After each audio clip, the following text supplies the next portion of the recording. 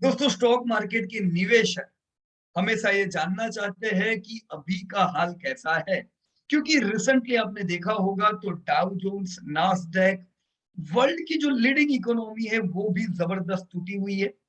Developing economy तो अभी pre Covid level को पार नहीं कर सकी है। इंडिया के मेटा डेटा बहुत अच्छे हैं, पर इंडियन मार्केट भी हम देख रहे हैं कि अफेक्टेड है। हाल है कि हमारी इकोनॉमी जितनी डेवलप्ड और डेवलपिंग इकोनॉमी टूटी है, उतना भारतीय बाजार नहीं टूटा है। पर फिर भी यस, हमने करीबन 18% का करेक्शन तो अभी तक देख चुके हैं। तो ये जो 18% का करेक्शन है, इसमें डैमेज को बिल्कुल, जो डिमांड को बिल्कुल अफेक्ट नहीं है। डिमांड तो आपकी अभी भी बढ़िया है, जीडीपी के डेटा हमने लास्ट वीक ही डिस्कस किए, बहुत ही अच्छे हैं। पर ये जो डिमांड, ये जो बाजार को इफेक्ट कर रहा है, ये है रिसेंट इन्फ्लेशन लेवल, जो दुनिया भर में बहुत प्रॉब्लम क्रिएट कर रहा है। तो दोस्तों, ये डेटा जो इकोनॉमी के जो डेटा आते हैं वो आपको गाइड कर सकते हैं, क्योंकि जब तबाही आती है तो सारे बाजार अफेक्ट होते हैं डर, फियर के कारण। लेकिन जब आप अपनी कंट्री के प्रॉपर डेटा एनालिसिस करते हो तो आपको कॉन्फिडेंस रहता है कि कोई बात नहीं, अभी बाहर की हवा तेज चल रही है, चलने दो। जैसे ही बाहर की हवा शांत हो जाएगी, भारत की जो हवा चलेगी वो तेजी के रूप में चलेगी। राइट। पर ये कॉन्फिडेंस कब आ सकता है? जब आप डेटा को देखो। हमने लास्ट वीक जीडीपी डेटा देखे, जो कि हाईली ऑप्टिमिस्टिक थे। अभी last week IIP data publish हुए, तो आइए दोस्तों हम सब लोग मिलके आईआईपी डेटा पे एक ईगल्स आई व्यू करें, ताकि पता चले असल में जो डेवलप कंट्री में जो तबाही है, क्या इंडिया भी उसी के लायक है कि हम अच्छा कर रहे हैं। Let us check the data. So friends, these are the IIP data for the month of April 2022. Quick estimate of index of industrial production यानी IIP and use based index. Friends, this data is released on of 12th of every month with a 6 week lag. अब ये 6 हफ्ते का जो lag होता है, इसमें बहुत प्रॉब्लम नहीं है, इतना तो होगा ही ना दोस्तों। पर ये भी आपको गाइड कर सकता है कैसे।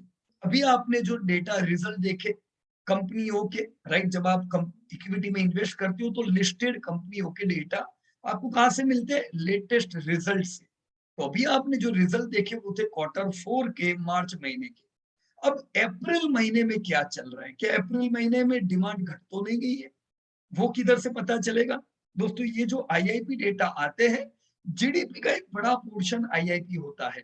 तो आईआईपी से भी आपको पता चलता है इंडस्ट्री कैसी चल रही है। और अप्रैल महीना ये लेटेस्ट हुआ दोस्तों, राइट।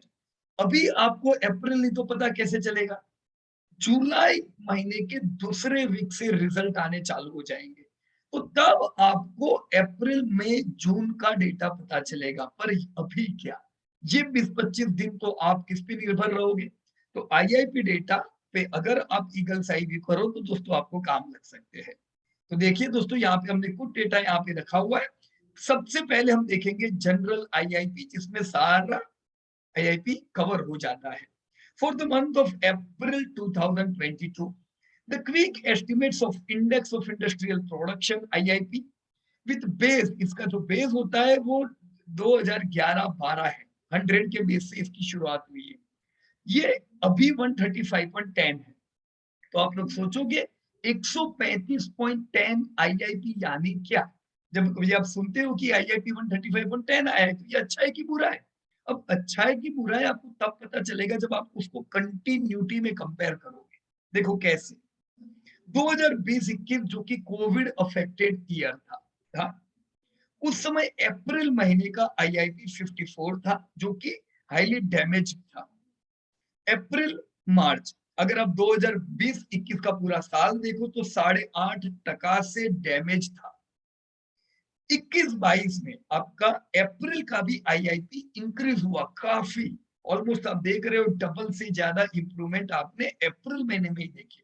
क्यों? क्योंकि अप्रैल 2021 में तो कुछ धंधा ही नहीं था, सारी इंडस्ट्री बंद थी। वेव 1, वेव 2 Q1 ऑफ 2021-22 में आई, तो यहाँ पे भी बुराइयां थी। पर फिर भी इंडस्ट्री इतनी अफेक्टेड नहीं थी, तो आपने 54 का 126 आईआईपी देखा, सो दैट वाज ग्रेट। पूरा साल खत्म हुआ दोस्तों 11.5% पे, जो कि ऑप्टिमिस्टिक था। 8.5% का डैमेज और 11.5% का ग्रोथ, यही तो आपको वी शेप बताता है। जो थे उससे भी बढ़िया ग्रोथ हमारा आ चुका है, हम प्री कोविड लेवल के ऊपर है। 2022-23 में हमारी एंट्री हो चुकी है, जिसमें 1 महीना बीत चुका है। तो ये महीना 135 का आईआईपी था, जो कि Q1 पिछले साल से भी 7.1% से ज्यादा है। So that's good. अप्रैल में भी 60% का ग्रोथ बरकरार है, वो हमें यहाँ से पता चलता है, राइट। अब थोड़ा हम लोग और इसको बारीकी से डेटा को चेक करते हैं। दोस्तों, ये जो जनरल यानी जिसमें पूरा आईआईपी आ गया, ये 3 पार्ट में बटा होता है: माइनिंग, मैन्युफैक्चरिंग, इलेक्ट्रिसिटी, राइट। तो माइनिंग जो है वो 116 है, यानी 8% का अप्रैल में ग्रोथ आया है। मैन्युफैक्चरिंग का 6.3% ग्रोथ आया है, और इलेक्ट्रिसिटी की डिमांड जबरदस्त है, आप देख सकते हो 11.8। अब ये सब डेटा को किससे कंपेयर करने का? जनरल, यानी 7.1% जो टोटल आईआईपी में ग्रोथ दिखा है, वो ग्रोथ को ध्यान में रखे तो मैन्युफैक्चरिंग धीमा है जनरल से, पर इलेक्ट्रिसिटी में डिमांड धमाकेदार है। इसीलिए आप देख रहे हो दोस्तों, अभी के समय में electric utilities, electric producing, electric distribution की जो कंपनियां हैं, उसमें ग्रोथ बढ़िया आ रहा है, क्योंकि सेल्स ग्रोथ उसमें बढ़िया है, राइट। तो ये मंदी के समय पे वो हेजिंग में एनर्जी रिलेटेड सेक्टर भी काम लग सकते हैं। देखो, ये परमानेंट नहीं है, एनर्जी में इतनी अच्छी अच्छी कंपनियां नहीं है जहां पे आप इन्वेस्ट करके सेफ रह सकते हो। पर मीनवाइल अगर भी आपके पास है, आपने सोचा था उसको बेचना है, तो ये समय पे उसमें रैली और रिकवरी बढ़िया दिखाई दे रही है, राइट। क्यों? क्योंकि डिमांड बढ़िया है, राइट। सो ओवरऑल पिछला साल माइनिंग का अच्छा ग्रोथ था, देखो वी शेप रिकवरी थी, 8% डैमेज, 12% का ग्रोथ, राइट। मैन्युफैक्चरिंग 10% से बिगड़ा था, 12% से सुधरा। इलेक्ट्रिसिटी डिमांड म्यूटेड थी, 0.5% से, और इस साल 8% से। तो सारी जगह पे हम ग्रोथ तो बढ़िया देख रहे। जो बातें दोस्तों डेवलप कंट्री की यहाँ पे आ रही है कि मंदी वहां पे छा रही है, तो होगी वहां पे मंदी, पर इंडिया का जो डेटा है वो ऑप्टिमिस्टिक है। तो अब आने वाले समय में देखोगे, देखो मंदी में असर तो रहेगी, डाउ जोन्स टूटेगा, आपका निफ्टी टूटेगा, पर जब डाउ जोन्स आराम करेगा, नहीं टूटेगा कुछ समय, वो समय पे रिकवरी फास्ट आएगी निफ्टी में, राइट। तो धीमे धीमे आप देखोगे, जैसे एक जमाने में जापान ने किया, एक जमाने में चाइना ने किया, और एक समय पे यूएस ने खुद ने जबरदस्त ग्रोथ किया, वर्ल्ड से तगड़ा, वैसा आप भारत में देखोगे, राइट। क्यों? ये डेटा आपके सामने है दोस्तों। अगर इसको और बारीकी से आप डेटा को देखो, तो स्टेटमेंट 2 आपको गाइड कर सकता है। आईआईपी डेटा है 2 डिजिट लेवल में। स्टेटमेंट 2 में सब सेक्टर आपको बारीकी से दिए जाते हैं। जैसे आप मैन्युफैक्चर ऑफ फूड प्रोडक्ट देखो, तो यहाँ पे दोस्तों ये डेटा अलग अलग प्रकार से दिया जाता है, सब अलग अलग सब सेक्टर दिए हुए। खास चीज यहाँ पे ये भी दी हुई है दोस्तों, आप देख सकते हो कि किसका कितना वेटेज है। आप देख सकते हो इलेक्ट्रिसिटी का वेटेज खाली 8% का होता है आईआईपी में। मैन्युफैक्चरिंग का एक बड़ा योगदान होता है, इसीलिए अगर मैन्युफैक्चरिंग पे सरकार फोकस करती है, और आपने देखा ही है कि अभी सरकार फोकस मैन्युफैक्चरिंग पे कर रही है, क्योंकि इसका बड़ा योगदान आईआईपी में होता है, और आईआईपी सुधरेगा आपकी जीडीपी को इफेक्ट होती है। तो ओवरऑल मैन्युफैक्चरिंग पे फोकस करना जरूरी है। यहाँ पे वेटेज दिया गया है कि पूरे 100 का अगर हम पूरा इंडेक्स बनाए, तो सबसे बड़ा वेटेज किसका आता है। जैसे आप देख सकते हो यहाँ पे manufacture of Coke and refined petroleum products around 12%, और manufacture of basic metals around 13%। इन सब का बड़ा वेटेज है। अगर यहाँ पे इंप्रूवमेंट आते तो वो इफेक्ट करते टोटल इंडेक्स के ऊपर, राइट। आप अगर मंथ वाइज देखते हो, जैसे यहाँ पे अप्रैल 21 अप्रैल 22 दिया गया है, और उसके बाद ईयर भी दिए हुए कि पिछले पूरे साल में और ये पूरे साल में कैसा था। तो यू कैन सी आईआईपी कैसे इंप्रूव हो रहा है। जैसे फूड प्रोडक्ट पिछले साल 6% का ग्रोथ था, अभी अप्रैल महीने में भी 4% का ग्रोथ बरकरार है।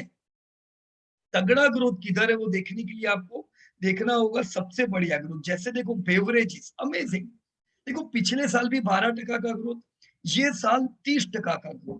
तो बेवरेजेस रिलेटेड सेक्टर में अगर आप इन्वेस्ट करते हो तो ये ध्यान रखो, यहाँ पे आपको चिंता की बात नहीं है, बाजार टूटेगा और आपकी बेवरेजेस की कंपनी पे कम इफेक्ट आएगी क्योंकि यहाँ पे डिमांड जोरदार है, राइट।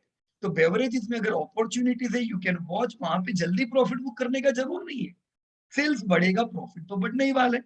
अब अगर आप मैन्युफैक्चर ऑफ टोबैको प्रोडक्ट्स देखो तो देखो पिछले साल 10%, ये साल भी 23% का ग्रोथ। देखो टोबैको में एक एक्साइज ड्यूटी भी आती है जो गवर्नमेंट के पास सीधा जाता है, उसका फायदा कंपनियों को नहीं होता है। हमने बहुत समय से देखा है कि टोबैको प्रोडक्ट्स की कंपनियों का ग्रोथ बिल्कुल नहीं हो रहा है। जैसे आईटीसी में हमने 5 साल से लाइफ टाइम हाई सेल्स देखा ही नहीं है, राइट। यहाँ पे रिफ्लेक्ट होती है वो चीज, राइट। देखो टोबैको प्रोडक्ट्स का जो इंडेक्स अगर 100 से शुरू हुआ तो यहाँ पे भी आपका अभी भी 90 ही पहुंचा है, पर इस साल ग्रोथ अच्छी है। तो ये साल आप आईटीसी से भी उम्मीद कर सकते हो कि आईटीसी बढ़िया रिकवर होना चाहिए, right. Textile, manufacture of textiles पिछला साल तगड़ा था, ये साल नेगेटिव है। पर वेयरिंग अप्रैल में ऐसा नहीं है। देखो वेयरिंग अप्रैल, अगर आप पेज इंडस्ट्री में इन्वेस्ट करते हो या ऐसी कई अलग अलग कंपनियां हैं जो वेयरिंग अप्रैल रिलेटेड है, तो लास्ट ईयर धमाकेदार ग्रोथ 30%, ये साल 66%, तो ये तो बहुत ही अमेजिंग ग्रोथ है, बढ़िया एकदम। Manufacture of leather and related product पिछला साल भी म्यूटेड, अभी भी म्यूटेड, राइट। तो ये थोड़ा इफेक्ट कर सकता है, यहाँ पे ध्यान रख सकते हो आप कि जल्दी यहाँ पे थोड़ी डिमांड धीमी है, जल्दी डिमांड नहीं आएगी, राइट। आपने ये भी देखा रिलैक्सो में भी जो ग्रोथ है वो म्यूटेड हुआ हुआ है अभी, राइट। और देखो अप्रैल में भी वही नजर आ रहा है। Manufacture of wood products, manufacture of wood products of wood and cork except, कैसा ग्रोथ है, एवरेज, राइट। ऐसा नहीं है कि बहुत ही बढ़िया ग्रोथ है, यहाँ पे 10% और पिछले साल का भी 15%। एकदम बढ़िया कौन नजर आया यहाँ पे अपने को, बेवरेजेस, वेयरिंग एपरल। तो इसी प्रकार से ये सारे प्रोडक्ट आप देखते जाओ दोस्तों, कहाँ पे तगड़ा ग्रोथ है उस पे ध्यान रखने का, राइट। ये डेटा, ये जो स्लाइड्स है पीपीटी, ये भी मैं ये वीडियो के साथ अपलोड कर दूंगा ताकि आप लिंक से ये पीपीटी को भी देख सको, राइट। जिसमें आप ज्यादा इन्वेस्ट करते हो, जैसे केमिकल और केमिकल प्रोडक्ट आप देखो तो पिछले साल भी 4%, अभी भी 4% है। देखो म्यूटेड है, नेगेटिव नहीं है, चिंता की कोई बात नहीं है यहाँ पे। फार्मास्यूटिकल पिछला साल 1.4 एवरेज, ये साल तो नेगेटिव है, राइट। तो फार्मा की कंपनियों में भी अप्रैल महीना अच्छा नहीं रहा है। सबसे बढ़िया चीजें अगर आप देखो डबल डिजिट ग्रोथ वाली, अगर यहाँ पे तो ये 38 Coke and refined petroleum product, right. यहाँ पे 57 फर्नीचर रिलेटेड, राइट। तो ये डेटा आपको काम लग सकता है जानने के लिए कि नियर टर्म में ग्रोथ किधर है। शांति से आप लोग देख सकते हो दोस्तों इन चीजों को, यहाँ पे ये पूरा मिलके आईआईपी बनता है, राइट। मेरे ख्याल से अगर आप ओवरऑल देखो तो इंडिया में कोई सेक्टर में ऐसा नहीं है कि बहुत बुरे हाल है। खाली ये -5.4 पेपर एंड पेपर प्रोडक्ट ये नेगेटिव है और दूसरा नेगेटिव आपका टेक्सटाइल का। बाकी ओवरऑल ग्रोथ हर एक में बढ़िया है, राइट। अब यहाँ पे this is statement 3, index of industrial production, ये यूज बेस है दोस्तों। यूज बेस यानी यहाँ पे कितनी चीजें देखी जाती है, primary good, capital good, intermediate good, infrastructure और कंस्ट्रक्शन गुड्स की कंपनियां, कंज्यूमर ड्यूरेबल की कंपनियां और कंज्यूमर नॉन ड्यूरेबल की कंपनियां।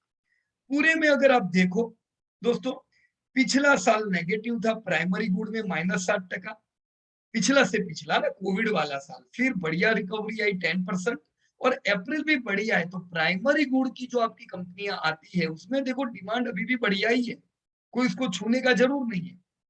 कैपिटल गुड्स देखो ओवरऑल इसका जो इंडेक्स है वो 100 से भी कम है, यानी ये याद रखो कंटिन्यूटी में इतना बढ़िया ग्रोथ नहीं था। Last to last year covid में हाईली अफेक्टेड था, पिछला साल रिकवरी आया पर फिर भी प्री कोविड लेवल से नीचे है। रिकवरी इतनी अच्छी है पर not strong then what it was damage. इस साल 14.7 अच्छा है। इंटरमीडिएट गुड्स अगर आप लोग देखें, यहाँ पे इंफ्रास्ट्रक्चर देखें, कंज्यूमर ड्यूरेबल, ये एक एक करके आप हर एक जगह पे देख सकते हो, राइट। गाइडेंस मिल सकती है, जैसे इंटरमीडिएट गुड्स में डैमेज से ज्यादा रिकवरी है, ये साल भी दोस्तों अच्छा ही है, राइट। इंफ्रास्ट्रक्चर कंस्ट्रक्शन नेगेटिव था, पर जो रिकवरी आई है तो धमाकेदार थी, डबल। यानी इंफ्रा और कंस्ट्रक्शन गुड में स्पेंडिंग बढ़िया होता जा रहा है, अभी भी 4% है, पूरा नहीं है। Consumer durable it was highly affected last year, पिछला साल रिकवरी आई, पर जो अफेक्टेड था उतनी नहीं थी। ये साल रिकवरी है 8.5% है। नॉन ड्यूरेबल हाईली डैमेज है, तो नॉन ड्यूरेबल में आपकी जो जैसे बैटरी रिलेटेड कंपनी आती है, नहीं एवर रेड्यूस प्रकार की कंपनियां, वहां पे वैसे भी देखो ये पूरा जो पिछले 3 साल का डेटा ऐसा नहीं है कि बहुत ही हाईली अप्रेजल वाला है, right. Next, statement 4 index of industrial production for last 12 month.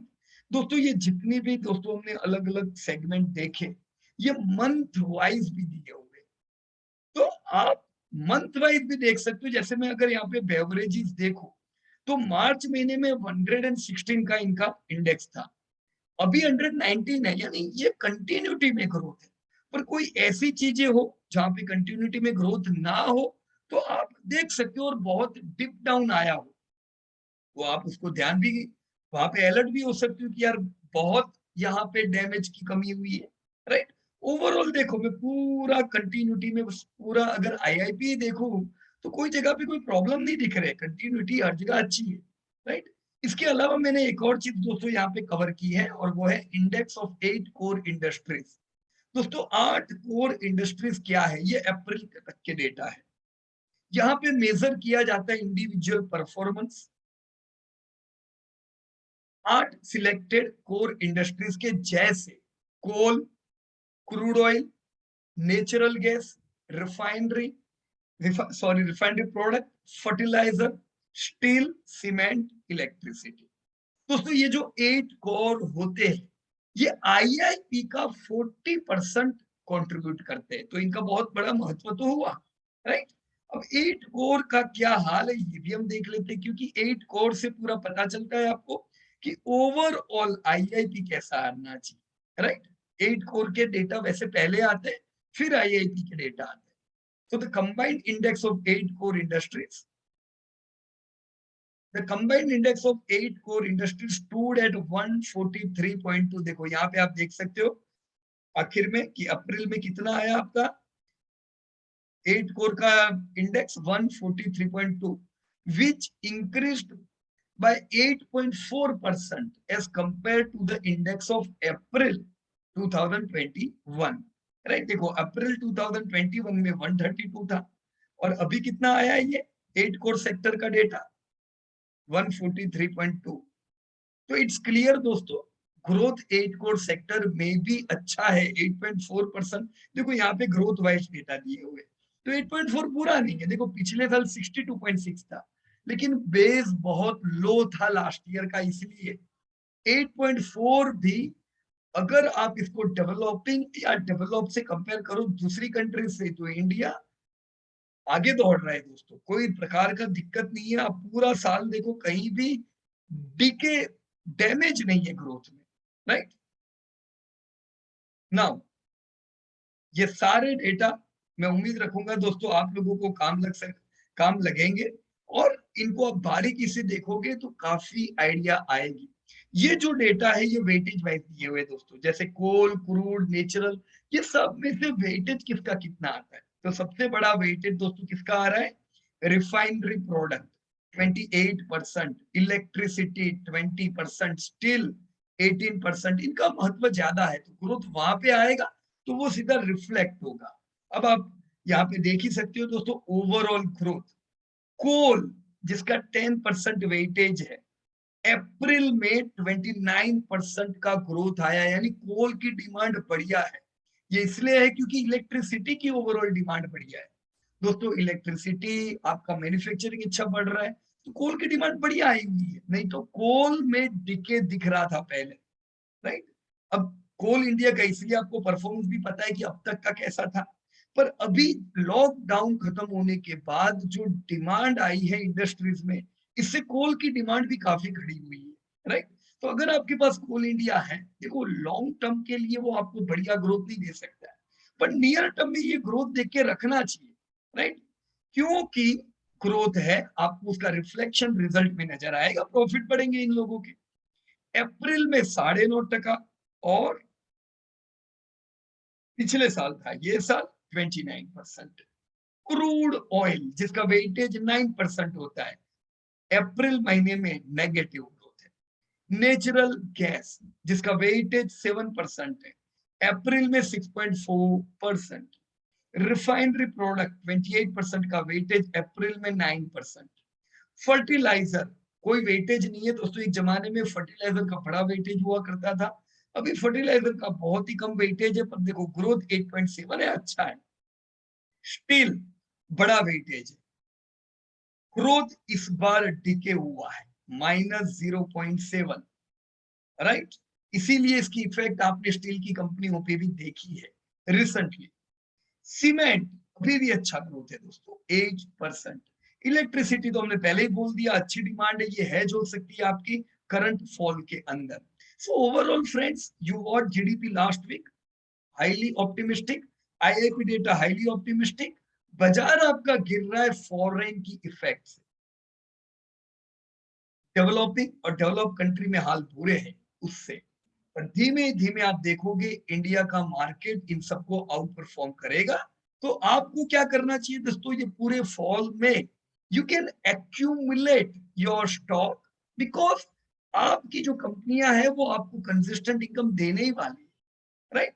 Inflation है पर बड़े प्रॉब्लम नहीं है जैसे दूसरी जगह पे है, ना डैमेज का प्रॉब्लम है ना इन्फ्लेशन का प्रॉब्लम है, राइट।